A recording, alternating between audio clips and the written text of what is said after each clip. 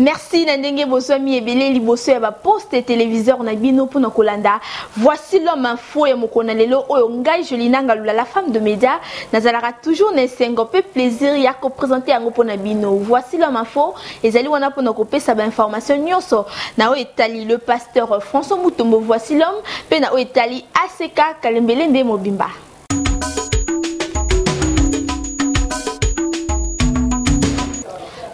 La VH info ya mokona lelo pona ko yebisa bino ke na culte monene o eselemaki mokolo ya dimanche bandaki na louange pe adoration ya kafu bolanda na commentaire ya Tosha Ngiongo.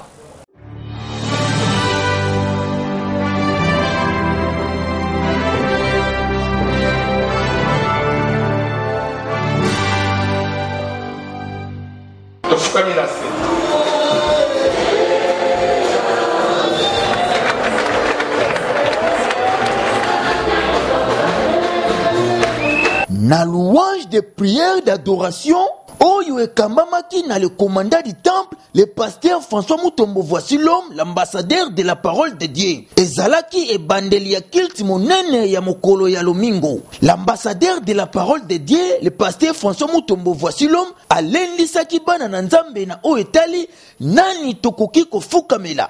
Soki boyoki makele na instrument binono tuwa dole. Saki ko Tokoki kanasi. Il fallait que nous opposer dans le Dieu de la Bible s'oppose à la Bible, pas à la bande. Mais au côté de la Bible, au côté et ça n'a pas de la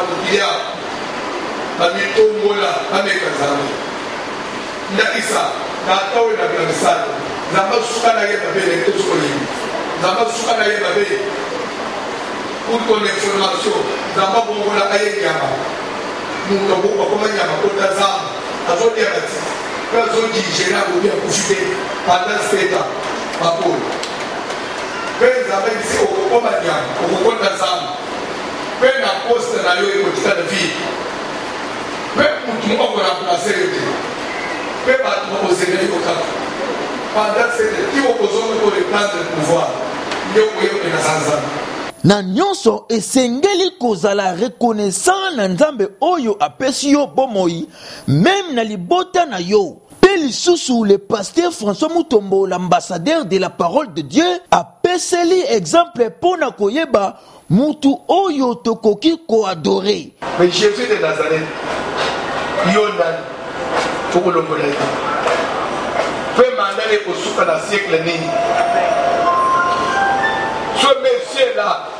Ce messier-là, abotami, bébé abotami, baye ba adorer bébé. Bébé ni ba adorer anamukilia. Baye ba adorer ye, kabali offrir ya zana le bébé.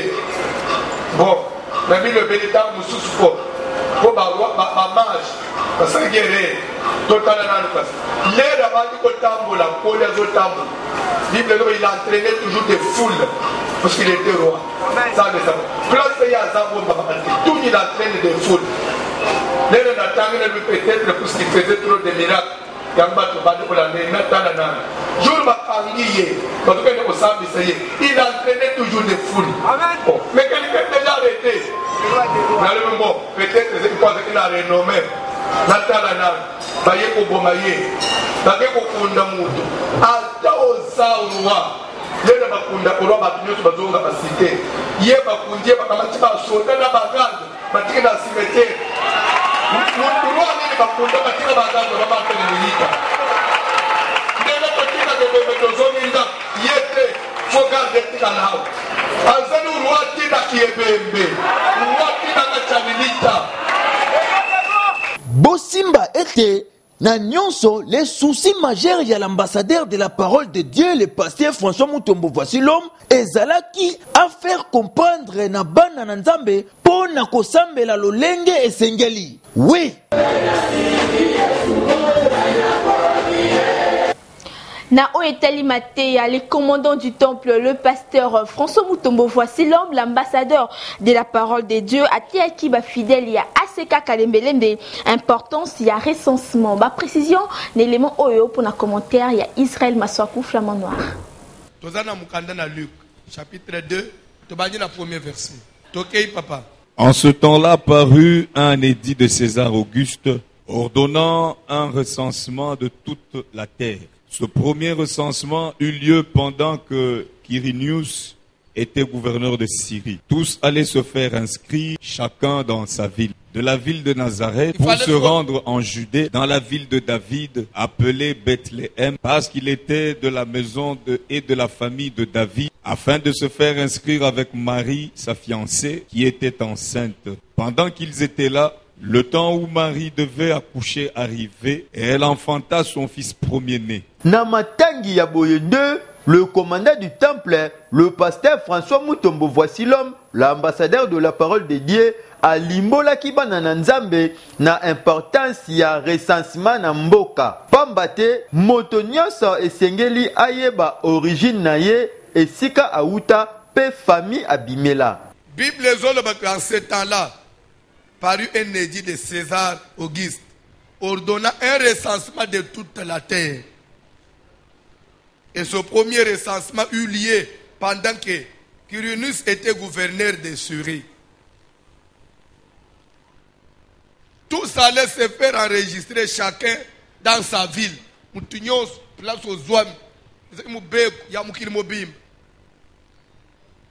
Je me souviens, Natango Azaï, par recensement pe bande au Salem. Pedro ina ba carte mo bande o benga carte ya recensement bazo pe sabato. Soki recensement période wa neleke sili. Nde ba bande tsuko ko kanga bato. Soki yo zana carte wana te bazo kanga yo. Moi même motambu les ate. Moi voir j'ai fa boko me boy ba telemisi camion. Yo sera recensement mutu yo so bande ola is. Même toi tu se rappeler. Ozana ngute problème. L'homme à la tunique de plusieurs couleurs, l'ambassadeur de la parole de Dieu, Mosali Nankolo, le pasteur François Mutombo, voici l'homme, a zangisa kite kopesa exemple ya Yesu ndenge ayeba kipe origine ya libota na ye. Même Jésus-Christ otozote yao azanzambe mazana ba origine na ye. Yo yebi kote utate. Surtout que délivrance par rapport à quoi? Parce que délivrance mutu faut par rapport à ce qu'il connaît. Pourquoi Joseph Azonga à Bethléem? Puisqu'il était de la maison et de la famille de David. Namate ya pe exemple ya kitoko boye, ezali pona koyeba ndenge tokoki kotambola. Ezali kopesa makaka na aseka kalembelembe oyo ekambamaka epai ya l'homme à la tunique de plusieurs couleurs, l'ambassadeur de la parole de Dieu, le commandant du temple, le pasteur François Mutombo, voici l'homme. Et bongo aseka kalembelembe ezwami na avenue Kalembelembe numéro 72 na commune ya Kinshasa, non loin na maison communale ya Kinshasa. Na yango VH Info atombeli bino boya ebele makasi. Na Oetali thème général, il y a la grande communauté ACK, Kassina, ACK, Kalembelembe, Oekambamaka, na le pasteur, voici l'homme, François Mutombo, l'ambassadeur de la parole de Dieu, a qui sur le critère, puis à le bel qui comment, l'ibota et que cause une influence positive et négative. Besoin un élément haut. Comment le beaucoup dans Zambé, ils ont dépendre de la nature, au sein de prière nanda outé. Pour ceux qui sont bon, mais les bandes on a biso, aux Zambé les panabines, mais les gens n'ont pas de problème. Nous sommes sauvés par la grâce. Balingo simba ba uteba mibeku mingi. Zamba zamba mawa. Mais la grâce nous dit ceci. Dieu a tant aimé le monde, il a donné son fils afin que quiconque croit en lui ne périsse pas. Cette grâce-là oblige que nous croyons. L'homme de Dieu, le pasteur François Mutombo, voici l'homme, l'ambassadeur de la parole de Dieu, a betaki sete na oyo etali critère. Pambate pona kozwa grâce to pengolu ko ute pana nzambe esenga kape ba critère ya malamu. Yango wana le pasteur François Mutombo, voici l'homme, l'ambassadeur de la parole de Dieu, ayebaki na ko illustrer yango na exemple ya Marie pe exemple ya Noé. L'ange dira à Marie, je te salue Marie, toi à qui une grâce a été. Mais, mais l'air bazo na Marie qui a eu grâce. Mais il y a eu des critères. Où est-ce que Marie a eu grâce? Critères à l'imposo et zanine. Critères à l'imposo avant Marie a eu grâce. Et donc Marie était vierge. Si Marie n'était pas vierge, elle avait la vie de toutes les filles de Kinshasa aujourd'hui. Angelinga côté pas na yete. Deuxième critère, à part qu'elle était vierge. Deuxième critère, et pas Marie. Au 6e mois, l'ange Gabriel fut envoyé par Dieu dans une ville de Nazareth, auprès d'une vierge, fiancée par n'importe qui, à un homme de la maison de David, de la famille de David. Toujours na thème oyo ya grande communauté ACK, la destruction des influences diaboliques de nos familles, le commandant du temple, pasteur François Mutombo, voici l'homme, ayebaki pe na kotelisa que na famille influence ekoki kozala positive to pe négative. Bosimba ete thème général oyo ezo koba na ACK Mobimba kino mokolo ya le 24 pe le 25 février 2018. Les commandants du temple, le pasteur, voici François Mutombo, l'ambassadeur de la parole de Dieu, Nassima Emateya, Azang Isaki Malobate pour nous fortifier les Suba Nanzabe, Bozoye, na micro ya Israël Maswaku. Na uti koloba que délivrance ezodépendre te poste ezosambelelo mingi ezokotshoka jeune mingi. Non, nous devons comprendre que des fois ndere tozolandela bato, c'est une façon peut-être d'encourager une personne qui sent quand même qu'il est soutenu, mais c'est lui qui délivre, c'est Dieu. Pasteur me délivre. C'est si tout dépendait, il y a vouloir et à pasteur, même dans ma famille, même bisomo on pas problème. Mais nous voulons faire comprendre aux gens, quand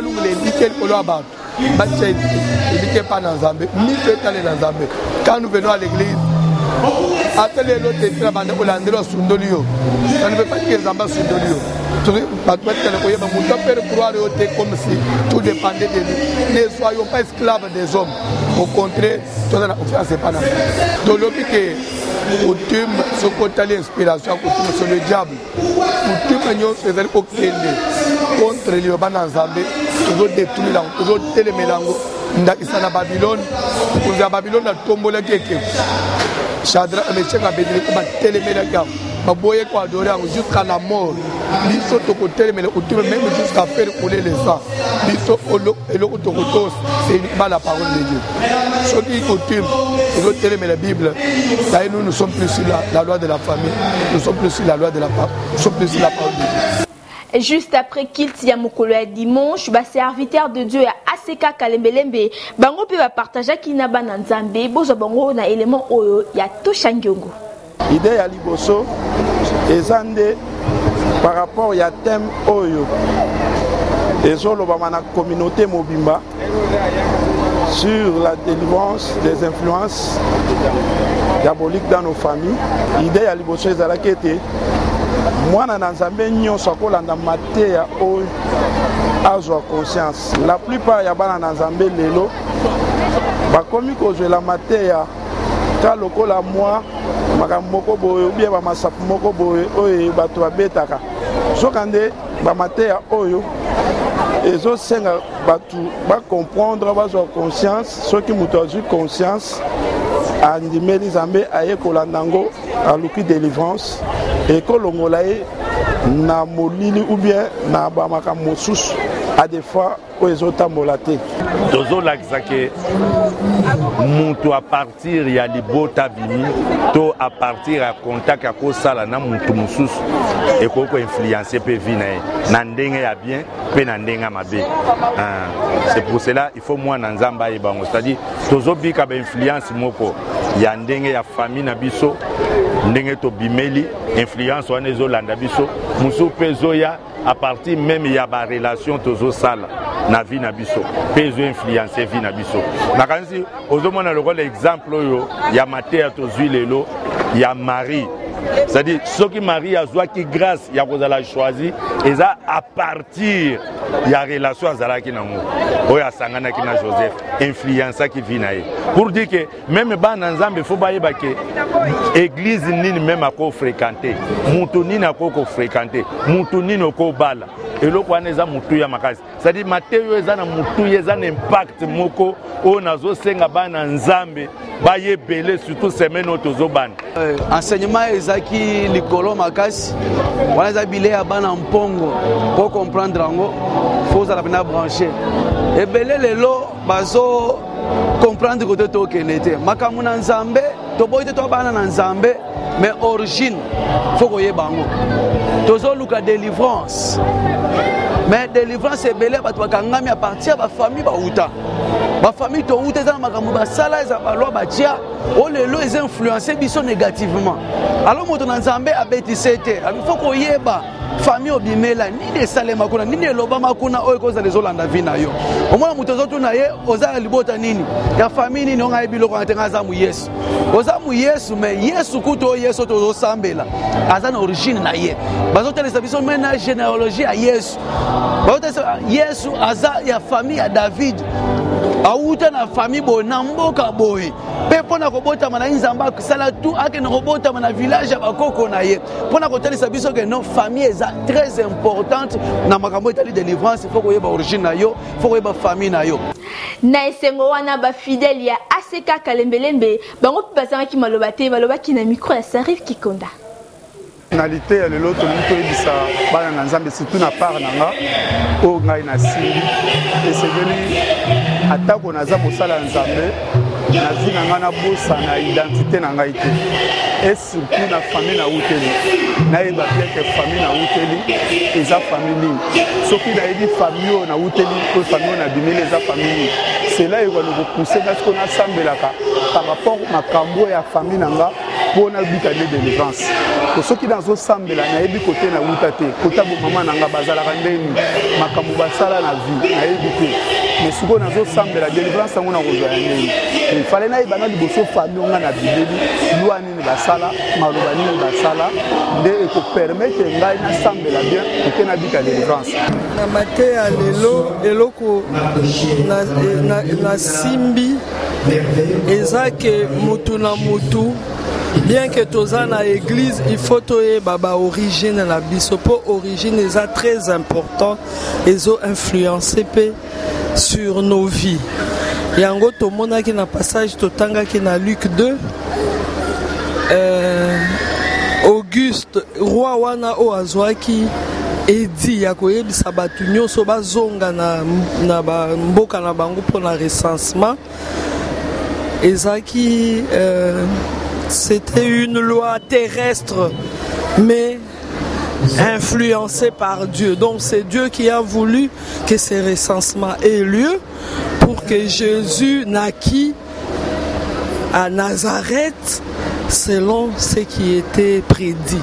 Papa le ming sur origine ya mutu fa ba origine na ye outi wapi ozanani na nyoso tuana ezala te que non oyeka ozo sambela vague il faut yeba ozo sambela sur quoi ozo lebela ozo sambela sur nini donc origine na biso nde toyeba avant ko sambela oyeba outi wapi na musisa nini ndenge ezalele na temps ya Jacob origine yebani makambo nyonso ekende bien pourtant ozo sambela oza na bit ozo sambela sur quoi donc eza bon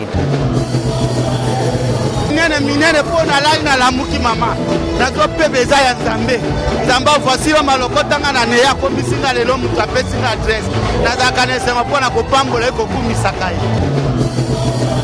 VH Info, c'est ce que j'attendais et ils ont continué toujours qu'on frappait, c'est qu'on frappait. Il y a moi, le pasteur François Mutombo, voici l'homme, l'ambassadeur de la parole de Dieu et le mona papa Likonzi, coordonnateur, il y a radio-télévision, voici l'homme, Bazara qui m'a lobaté pour nos Pambola, reporter, il y a VH Info, Bolanda. Zamba Pambola, VH Info, je crois que les journal Moko ont informé sur les activités de Voici l'homme, sur les actualités vraiment. VH Info, Kendel Bosso, Zamba Pambola. VH Info, c'est ce que j'attendais. Wana eza ba propos voici l'homme moko mutalobaki c'est ce que j'attendais. Donc aux moins déjà que non avant même ya lobango tanga na monika ka numéro 0 il y avait HFO na pe na sauter na bi voilà au moins quelque chose de nouveau autoko bakisa 1+ avec un coup de bâton à mettre to bakisima ba rubrique au moins déjà que ça allait bien. Pour na VH Info et Soukawate. Ba projet eza ebele, ba rubrique pesa na ebele na nebimite et ba dobima chaque fois que événement eza to créer rubrique. VH Info to ko appuyer yango. To ko appuyer yango. Et là on a sepela pour na VH Info, chacun a son poste. Chacun a son poste. Caméraman na poste na ye, journaliste na micro. Oh chargé de boy, réalisateur na poste na ye, nde sala ka musala ekende liboso. Conseil na kopé Sabino, vous avez reconnaissant, vous avez de musika, ça se voit déjà. Le mercure du moment, le commandant du temple, le pasteur, voici l'homme François Mutombo. Azara quitté ko fortifié bananzambe pour ne kotika koza la complexité. Vous voyez un élément oyo to changyongo. Ti anzamba fungola yo. Actuellement complexe c'est athée. Surtout dans le domaine de telle classe complexe c'est athée. Atoza na jinini. Classe complexe c'est athée. Pour banjo zo tanga muntu oseka yo azate. Okoda na grâce, okoda na onction ya nzambe, ya nzambo ya lolo. Nzamba achio mafuta ndenga baloba amkwela manyi. Nzamba lolo penza apakolio mafuta. Mais pour mafuta wana et atteindre dimension internationale, il faut que la César. Na conseil ya malonga pe ya kitoko boye nde le commandant du temple le pasteur voici l'homme François Mutombo l'ambassadeur de la parole de Dieu azangi sakate ko pesa na bana na nzambe et nous tombo la mutu sur le travail même yo lelo ndenga na zote yao oza anelo ote oza considérer te oza tina te ne te néglige pas ate yo mwana mwasi ngana yebisa abana ba libala nanu yete. Ce n'est pas la fin du monde mais la vie continue en attendant libala ya na sala formation na ngai anglais un jour atana circuit moko na kutana kana américain moko na mboka na biswao azobunda bunda pe lingala ezolekela ye na zana anglais na ye ngai pe na lingala na ngai na mwanda munanga anglais toko communiquer na kozo pe libala kaka koza kaka ya comprendre pe na zwi libala soko yebite. Pas autre chose, kaka liloba na nzambe nde ezalaka souci majeur, il y a les commandants du temple, le pasteur, voici l'homme François Mutombo, l'ambassadeur de la parole de Dieu. Kaka na ase kaka lembelembe nde okozwa mateya ya boye oyo eko fortifié yo. Betele nzambe maboko ya reconnaissance, maboko ya foi.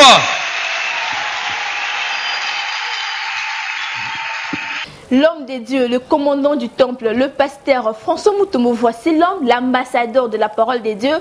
Natem O étali la grande communauté à ACK sur les destructions des influences diaboliques dans nos familles. À Tekiba Nanzambe pe à Lobelaki na O étali histoire ya Kayan Bolanda. Tozali na ACK Kalembelembe Bipai Wapi, l'homme de Dieu, le pasteur, voici l'homme François Mutombo, les commandants du temple, Bakisela Elisusu, l'ambassadeur de la parole de Dieu, Alimbolela Kibana Nanzambe, toujours sur le thème, Oyezako Salema, na la grande communauté à ACK, sur la destruction des influences diaboliques dans nos familles. Les commandants du temple, le pasteur François Mutombo, voici l'homme, l'ambassadeur de la parole de Dieu, à Betaki Lisusu, Lisolo et Kaya, ndenge azalaki modi na makambo ya mabe asalaki.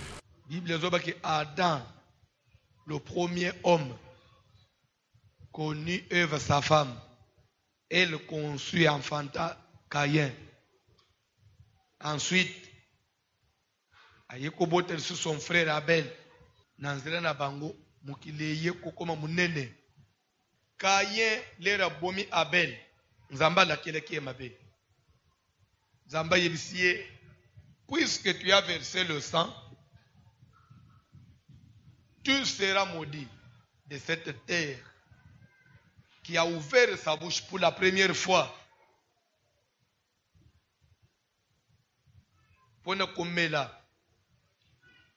pour recevoir de tes mains le sang de ton frère. Pour t'aimer là, t'aimer là, mabou no makilande olayo. Lorsque tu cultiveras la terre,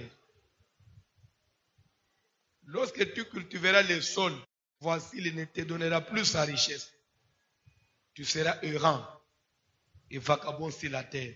Malédiction ya Caïn dans la Bible au monde. Ça se résume que na oyetali biloko amukili bozui yo kozangote pe okozala stable te okozala esika mo te. C'est pourquoi le pasteur François Mutombo Voici l'homme, les commandants du temple, l'ambassadeur de la parole de Dieu, a le belaki lisusu na o Italie, jugement après la mort. Il est réservé à l'homme de mourir une fois. Après la mort vient le jugement. Pour dire que Moutoko Koufondi de mourir une seule fois. Il n'y a pas deux morts, il n'y a pas trois morts. Moutoko Koufate après Akekobota Manambo Kamsus. La réincarnation n'existe pas. Nayango, l'homme de Dieu, le pasteur, voici l'homme François Mutombo, l'ambassadeur de la parole de Dieu, a pesé un exemple à Lazare. Tangali solo ya l'homme riche et le pauvre Lazare. Makambuba moneke au-delà.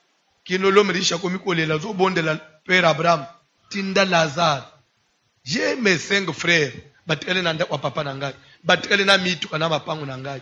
Batikale bazo sala tapage ya blague. Ya blague te. Akenda yebisa bango. Ba changer vie. De père que suki ba ufiba yepe awa. Na ulinga batala tanangambu na bino ngai na sina baby nangai. Après la mort vient le jugement. Dieu a fait les choses comme ça.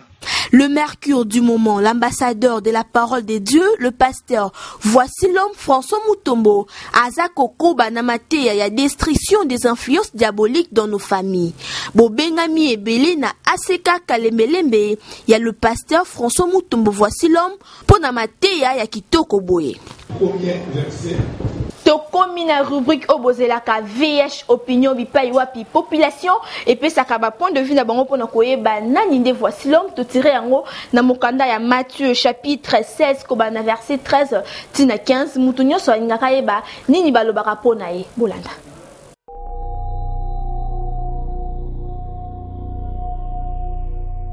Une vie pasteur Voici l'homme bien na raye na radio na 6h na 11h même na 29h.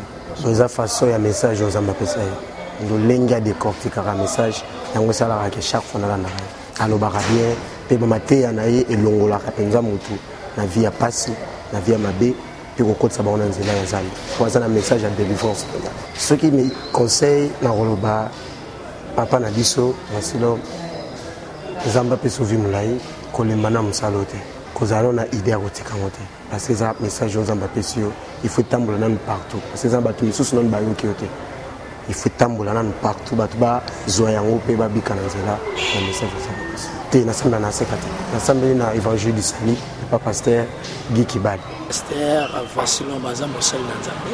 Alanda rai na zora penata ya kolanda epe mamate anayi na landa rai. Premièrement, eloko ememanga na landa mate ya l'homme de Dieu, pasteur voici l'homme. Et ça que humilité n'a premièrement commis qui ça. Natala décret à gloire on zamba mimae mais façon ya commis qui ça nae ne poussanga na landa bamate anaye. Azam mutu moko boy azana commis qui ça kati nae. Donc l'ité ya neza d'abord lolinge nae. Vie nae za l'ité ya mobimba pour na bato. La matéa teya matéa oyo et simanga ya makasi ça que ya roloba ko respecter o eza onction. Il y a bateau bazali kolo, c'est-à-dire qu'on reconnaître. Et là on a simba makasi et panae il y a kolobela ou azala ki tata na el rola évêque Mukuna.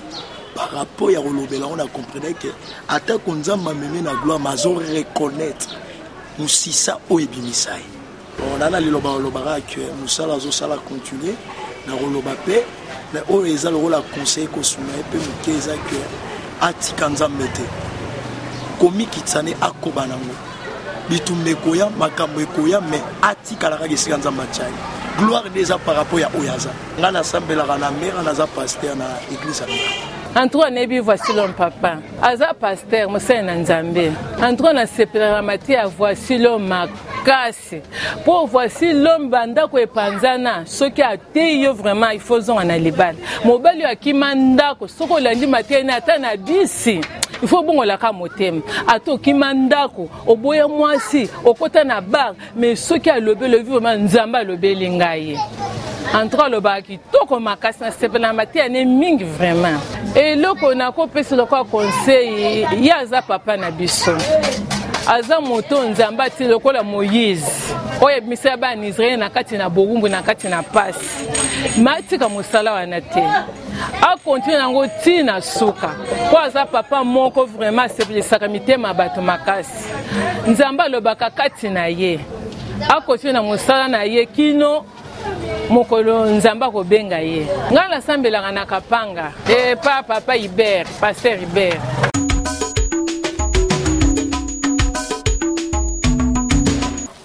To ceux qui si magazine voici l'homme info et mokonelelo oyo ngai jolinanga la femme de médias nazalaka toujours nesengo peu plaisir ya ko présenter yango pona bino ceux qui bo sepela ki na édition mokonelelo bo pesa merci na équipe mobimba ya VH info na tosha nyongo azaki na sima ya caméra Israël Maswa kuna édition Serif Kikonda PC Noa na montage réalisé par tosha nyongo PC supervision na papa Likonzi coordination na Israël Doustiaba pe merci mingi na le pasteur François Mutombo voici l'homme, les commandants du temple, l'ambassadeur de la parole des dieux. Ngana bino tokutani balasima na même plaisir, même chaîne, même heure. Boutika malamu, sambazana bino.